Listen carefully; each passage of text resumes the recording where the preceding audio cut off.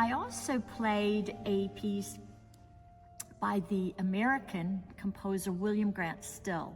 And he was a black man who wrote in lots of large forms, symphonies, operas. He's known as the dean of African American music.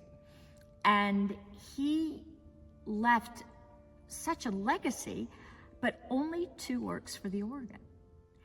And the only reason he composed for the organ was because he was commissioned towards the end of his life by the American Guild of Organists.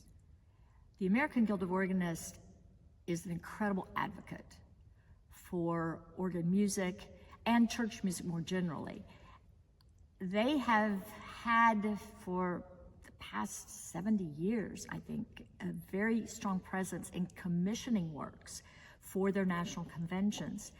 And the William Grant Still Elegy that I play here in the concert hall is one of those, and Messiaen's Livre du Saint-Sacrement is another.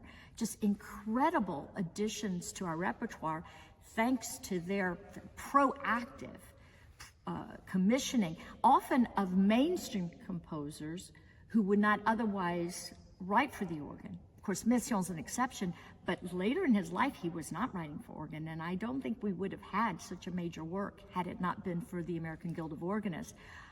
I know that there are other initiatives by organizations worldwide, but I'm hard-pressed to think of one that is so involved with commissioning music.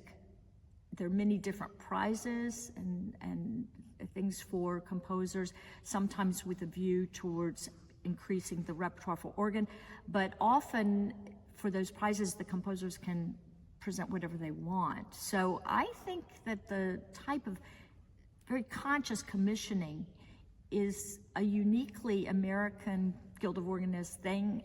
The Royal Canadian College of Organists probably does it as well because they're very tied to the American Guild of Organists, and I wouldn't want to forget our northern neighbors. But it is very important, I think, that we continue playing the music. I've heard some organists complain that the AGO commissions music, it's heard at the premiere and then never again. And sometimes it takes a while. I think William Grant Still, it took a while, and then we're all now trying to recover music from maybe different communities, different cultures that were not prioritized in the past, were more marginalized.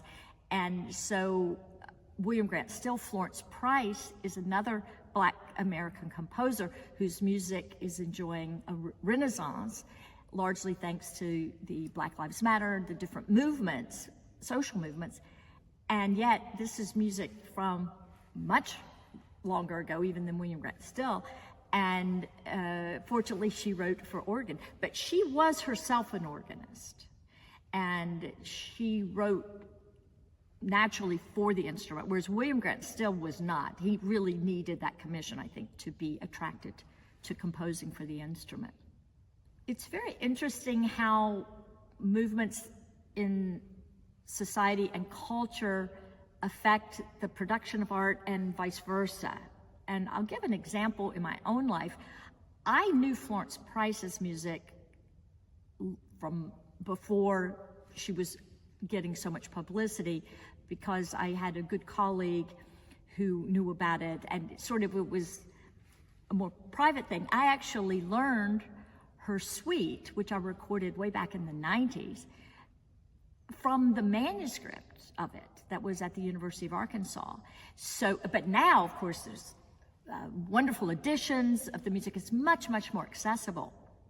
So it's been interesting for me to see how the emphasis on more marginalized composers is affecting what people program, what my students want to learn. But also, I've learned a lot as well from just trying to focus on researching other composers. And the William Grant Still piece that I played in the Göteborg Concert Hall, the Elegy, was a result of that. I did not know his works because they really are, it's just 2 short pieces for the organ. But it's just enchanting. His use of harmony, his melodies, the phrasing, it's just very, very poignant. I think a beautiful use of the organ too. He gives the player a lot of leeway because he wasn't an organist. He doesn't even give you any indications for what timbres to use. He only gives dynamic markings. And sometimes I find that a very, very nice way to allow the performer to adapt the music to whatever instrument one has. That can be rather liberating, not to have specific styles. We don't really know a lot about it. It was composed in 1962 for a national meeting of the American Guild of Organists with that title. And it's a very lyrical piece with beautiful harmonies. It does build very quickly to the strong climax in the middle and then comes back down, ending the way it began.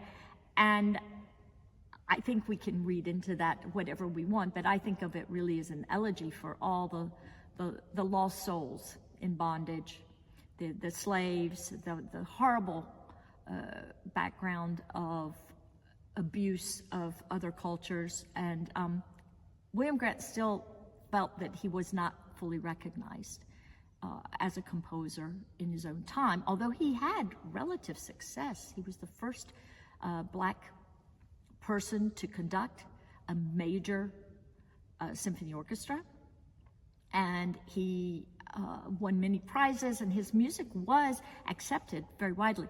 But since his death, of course, and with the recent movements, I think he's finally really getting the recognition he deserved.